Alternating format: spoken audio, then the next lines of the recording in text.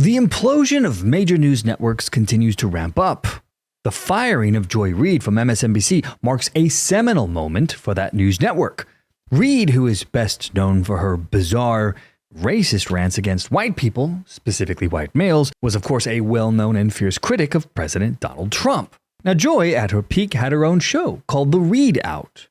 But her strangeness, her derangement, and all of her rants appears to have only helped her demise. Following the implosion of the Biden-Kamala Harris campaigns, her ratings fell off a cliff. In early December, for example, the ReidOut show drew approximately 759,000 viewers. That is a whopping 47% decrease from her pre-election average of 1.4 million. And her ratings plummet wasn't just hers alone, mind you. The entire primetime audience for MSNBC has been tanking as well.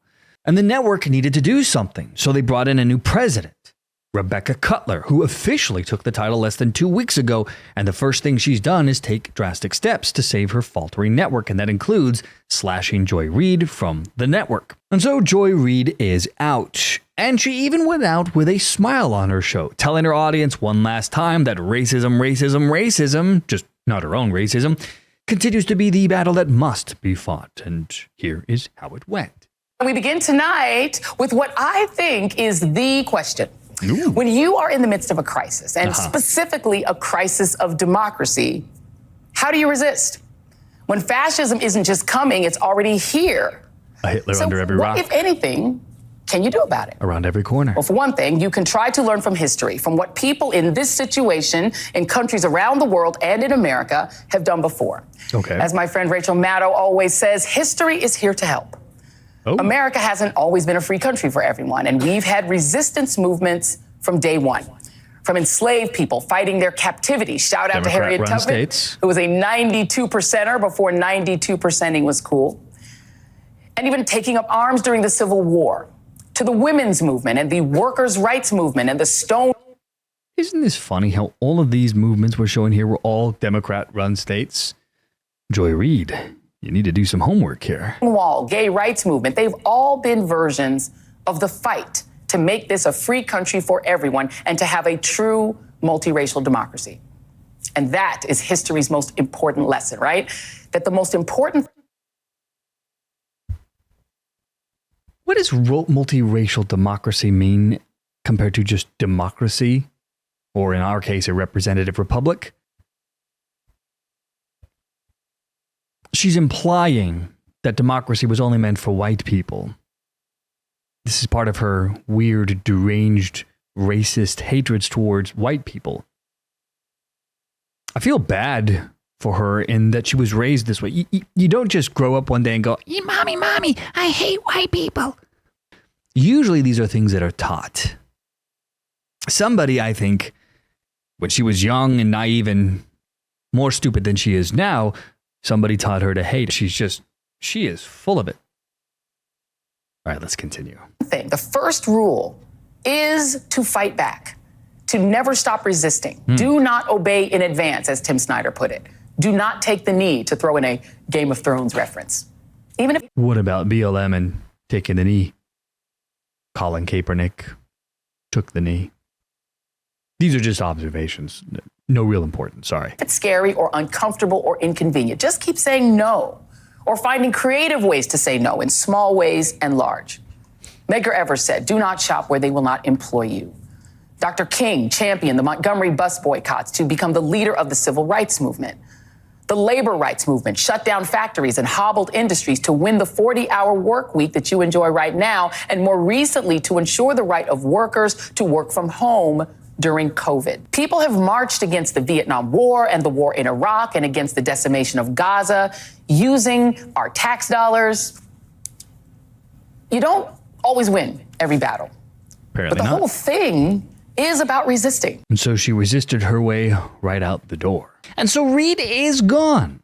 Her show will be now replaced by a panel show featuring Simone Sanders Townsend, Michael Steele, and Alicia Menendez.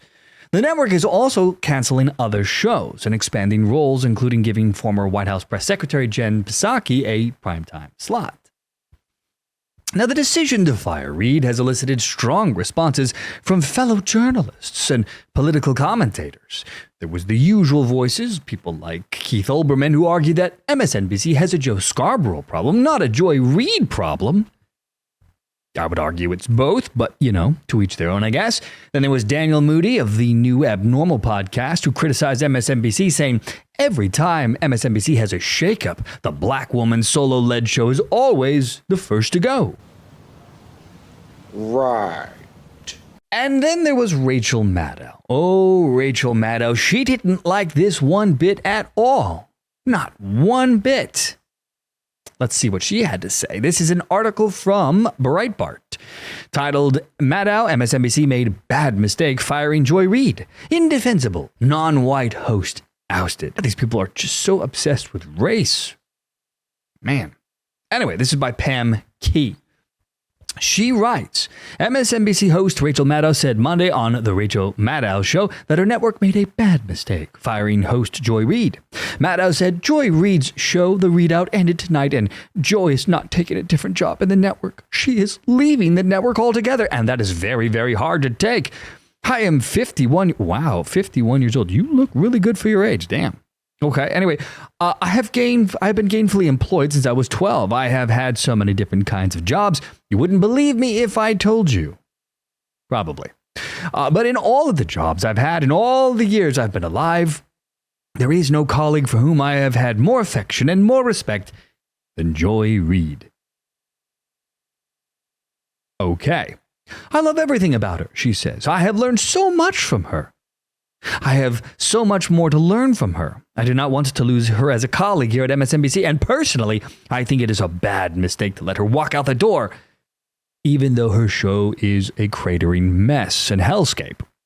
But okay, Maddow. Anyway, it is not my call, she says, and I understand that, but that's what I think. I will tell you, she went on to say, it is also unnerving to see that on a network where we've got two non-white hosts in prime time, both of our non-white hosts in primetime are losing their shows, as is Katie Fang on the network, and that feels worse than bad no matter who replaces them. That feels indefensible, and I do not defend it. But there's just one other piece of it that you should know. From your side of the TV screen, you will mostly see changes in terms of who's in the anchor chair, and actually everybody who's going to be in anchor chairs from here on out are great colleagues and great at what they do. And you are not going to be disappointed in who's on our air and what you're going to be seeing. But one thing you cannot necessarily see is that the people who get our shows on the air, they're really being put through the ringer. Yeah, they should. Your network sucks. Rachel, come on. Anyway, she concludes by saying dozens of producers and staffers, including some who are among the most experienced and most talented and most specialist producers in the building, are facing being laid off. Because they're doing a terrible job, Rachel Maddow. They're being invited to reapply for new jobs. That has never happened at this scale in this way before when it comes to the programming changes. Because your network is cratering, Maddow. Presumably because it's not the right way to treat people, and it's inefficient, and it's unnecessary, and it kind of drops the bottom out of whether or not people feel like this is a good place to work. So we don't generally do things this way. Yeah, but normally when you have a company that's starting to collapse, you have to change things, Maddow. Now, Maddow's rant reflects a striking lack of awareness, or at least pretending not to see it, about how deep the sinkhole that she, Rachel, and her network really are in. Instead, her rant is all about surface-level garbage, surface-level diversity, with a side of complete obliviousness towards the cratering ratings of her network, the reason why all the shakeups are happening. And let's be honest with ourselves, she would also never acknowledge that her network's pervasive Trump Derangement Syndrome is one of the defining reasons why the MSNBC's brand is now tainted and has alienated viewers outside of its echo chamber. Now, perhaps that's because she's suffering from her own personal brain rot, her own TDS. And that keeps her from seeing the forest from the trees. Her network cannot survive their blatant radical leftism. People don't view them as a news network anymore. They've essentially become propaganda, and far too many people now recognize this. They are just an arm of the Democrat Party, or at least the arm of the lunatics and the deranged of the Democrat Party. People like Joy Reid, people like Rachel Maddow, and those who support her are part of the reason why the Democrat Party appears to be on this doom loop, this cycle of irrelevance. If you cannot recognize that you have a serious problem, well, you're never going to be able to fix it.